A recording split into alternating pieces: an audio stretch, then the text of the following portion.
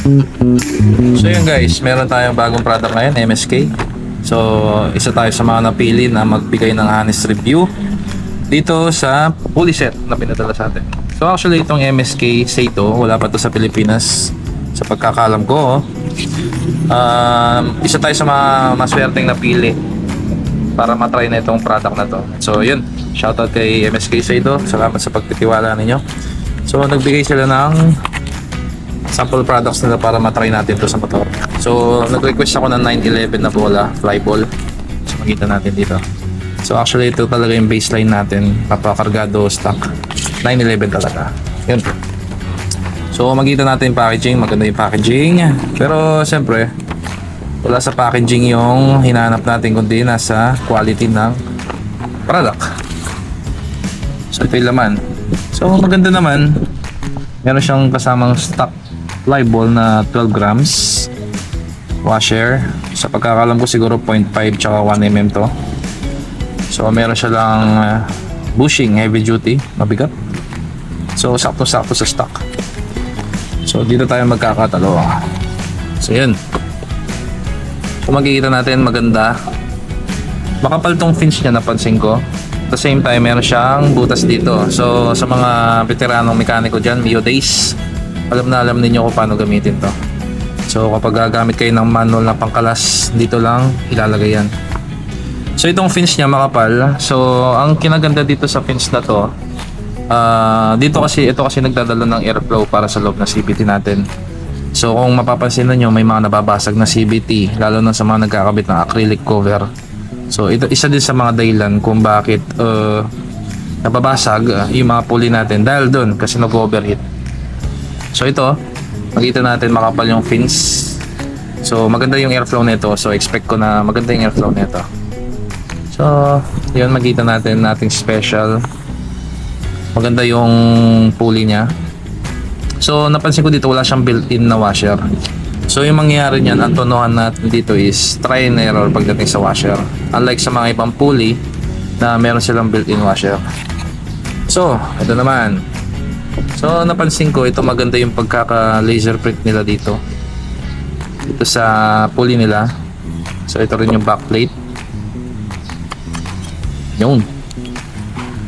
So isa na sa mga napansin ko dito itong ball ramp nila. So sagad na sagad. So maganda to pagdating sa high RPM. Mapapansin nyo sagad yung ball ramp. Tapos maganda pa yung pagkaka laser print. So ito yung backplate niya. Maganda yung backplate niya eh. So makikita mo talagang heavy duty. Maganda yung pagkakagawa. Pabigat. Alam mo na tatagal yung product na to pagdating sa mga motor natin. At the same time, meron ako napansin dito. So makikita ninyo, meron siyang kanto sa loob. So kadalasan sa mga ibang pulley, wala silang ganyan. So ano nga ba yung use niyan? Ang use niyan is magpondo ng grasa. Diba kadalasan naglalagay tayo ng grasa dito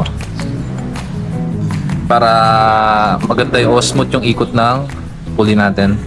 So madalas nangyayari kasi kapag naglalagay tayo ng grasa sa bushing, once na ipapasok natin yan, lumalabas yung ibang grasa.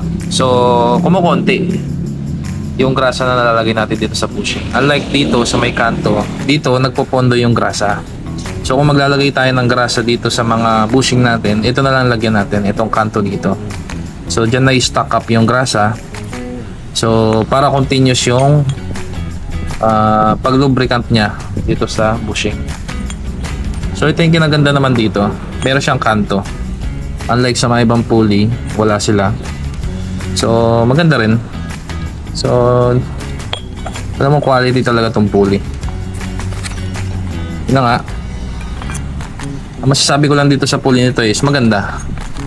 Actually hindi ko expect na ganito yung quality nito kasi nga dahil nga sa kadalasan may mga nakikita tayong brand na sikat dito sa Pilipinas. So ito nakikita ko kaya niya sumabay. Pagdating sa quality, maganda. So magkakatalo na lang dito pagdating sa pagtotono. So ipapakita ko sa inyo kung paano itono to. At the same time, sasalpak natin to sa motor natin. At ipapakita ko rin kung gaano kabilis o gaano kabagal. So makukuha yung 100 kph. So honest review lang tayo dito. Wala tayong bias dito, So i-compare natin siya dito sa brand na gamit natin ngayon sa motor natin. So i-compare natin dito sa MSK na binigay sa atin. So makikita natin kung ano yung difference pagdating sa oras. At the same time, makikita rin natin pinagkaiba na ito sa mga ibang pulley. Actually, ang kinagusto ko lang dito sa pulley nito is meron siyang kanto dito. So hindi ka na pagod o hindi ka na nagwo-worry kung wala na bang grasa itong bushing mo. Kasi kadalasan kapag kasi nawawala ng grasa to, nagkakaroon siya ng alog dito kasi bakal to bakal na yung nangyayari. So napupudpud. Ang nangyayari no sa mga pulleys, nagkakaroon siya ng play. So ito, bago pa kaya walang play. At the same time, dahil continuous yung ng grasa dito, so malabo o matagal bago magkaroon ng alog. Unlike sa mga ibang pulley set, wala silang kanto na ganun. So na-impress ako dito. So maganda to naisip ni MSK. So meron tayong pinadala dito na dalawang flyball 911. So itong 911 na to, ito yung baseline ko pagdating sa pagtutuno ng stock engine ng NMAX. At the same time, kahit sa mga kargado, nare-recommend ko rin to 911. So yun, tingnan natin kung ano yung magiging outcome nitong pinadala sa atin na CVT. So kita-kita na lang tayo kung ano yung mangyayari. At the same time, excited din ako gamitin tong pulley set na to. Actually, swerte kasi isa tayo sa mga napili. So yun, bigyan natin ng honest feedback. So makikita natin doon sa part 2 video natin ang pagsalpak natin ng CVT at the same time pag-testing natin dito sa CVT na to. So yun, bibigyan natin ng comparison at bibigyan natin ng status kung maganda ba siya, magaan bang itono, mahirap bang itono, matibay ba siya.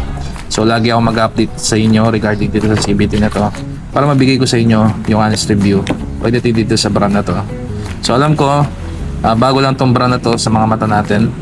Actually ngayon ko lang narinig to, pero gusto natin bigyan ng try kung may tira talaga. So yun, let's go.